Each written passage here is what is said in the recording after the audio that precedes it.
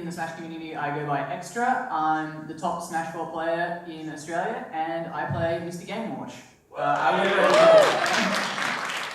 did that get a 4?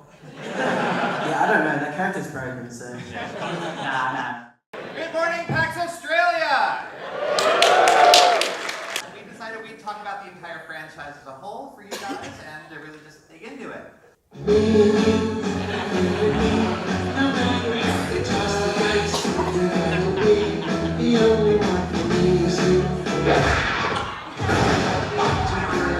Something's gone wrong in the happy-go-lucky world of Nintendo.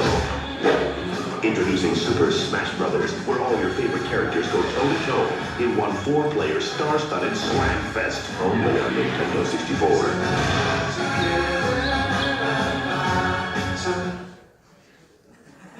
So I show you this first off because it's bloody hilarious. I mean, that is super, it is just classic Nintendo. But the other reason I showed this to you is because it really underscores how unlikely Smash Brothers is as a series. Nintendo was very anti-violence back then, and Smash Brothers actually barely got made, even then barely got out of Japan, and only got out of Japan because it sold like 2 million copies there, and Nintendo's like, we can print money with this.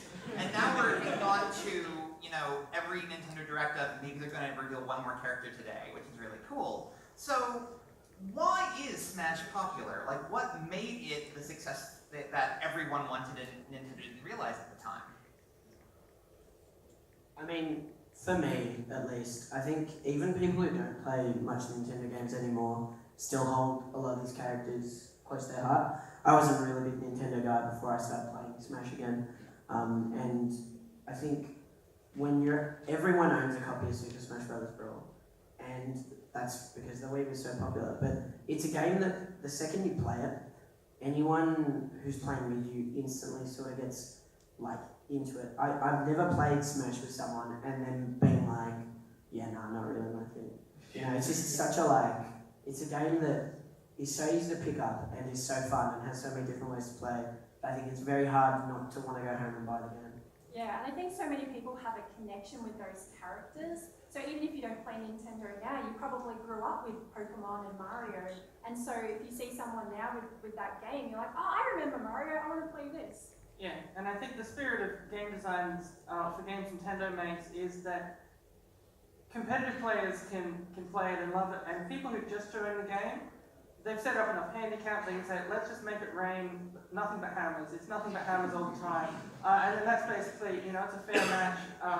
You know, no matter how good your skill level is, you can sort of set up different things, and so it makes it so that you're not just stuck, like with other fighting games, you can sort of get stuck with like someone really knows how to play, someone doesn't, no one's having a good time, but I think Nintendo sort of managed to solve that. Yeah, I remember one thing, when I had Melee for the first time, a handicap I had, because my dad would just always beat me as well. He would, I would turn Pokeballs on and very high, and only I could pick them up. So I'd get like, you have to dodge every single thing, and as well as try and beat me, and he'd still win. Yeah, Dude, Pokeballs on highs is the best way to play Smash. There's no other. Yeah, that's it. I think only hammers on high is second. Smash Brothers isn't like any other fighting game out there, or at least not like most. I'm like, I just couldn't figure that button combination out. Where Smash is like, your special moves are B up, B down, B left, and I'm like, okay, I get it. This is really easy, and it's just a matter of figuring out when to use your abilities and under like how does that interact with all the other things on the stage. Yeah, I think that's sort of like Smash's magic as far as like a competitive game.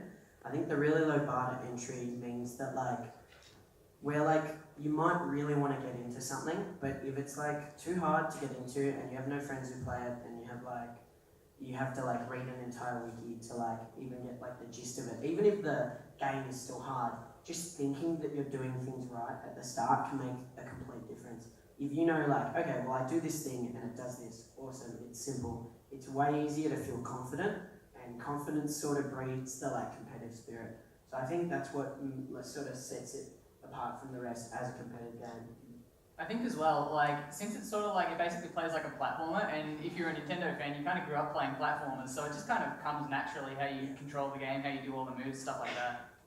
Yeah, it's very true. One thing as well is, like you said, Pudge, like the confidence thing. Some people say it's too easy. So with melee as well, like you know the little C stick.